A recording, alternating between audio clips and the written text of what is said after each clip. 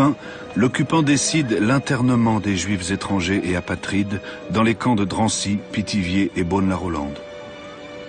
Des camps gérés par les gendarmes français. La politique antisémite de Vichy se synchronise progressivement avec la logique nazie.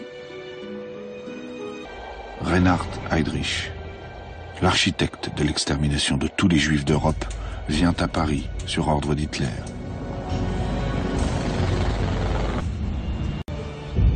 Immédiatement, Heydrich convoque Brinon et Bousquet.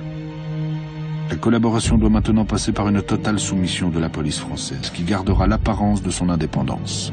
L'enjeu, la répression et le sort des populations juives de la zone occupée.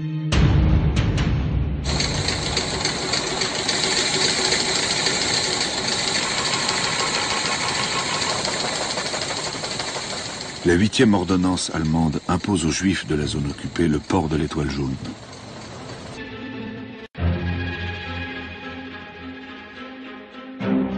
Trois par personne, distribués dans les commissariats et les préfectures. Sommet du cynisme, elles sont payantes et coûtent 1 point textile prélevé sur les cartes de rationnement. Après le port de l'étoile, Oberg exige de la France la déportation de 100 000 juifs.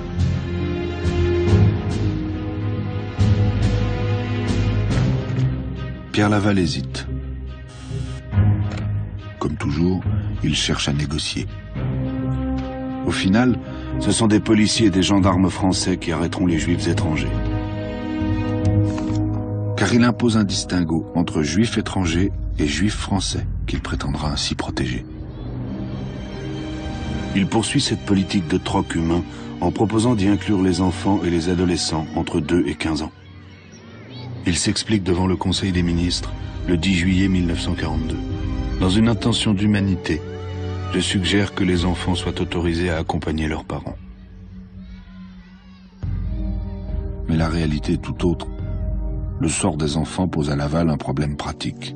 Comment gérer les 4000 enfants qui vont être privés de leurs parents ?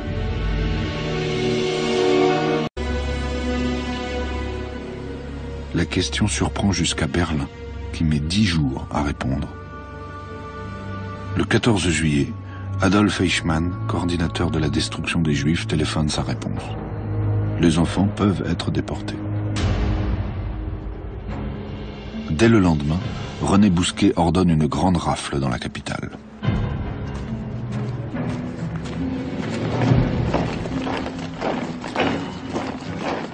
Ces arrestations sont rendues possibles grâce au travail d'André Tullard, sous-directeur des affaires juives à la préfecture de police, qui a réalisé un gigantesque fichier de 150 000 noms.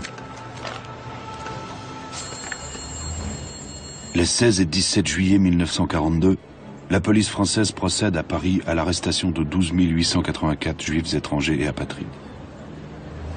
La plupart sont parqués au Veldiv, première étape de leur martyre qui les conduira vers les camps de la mort.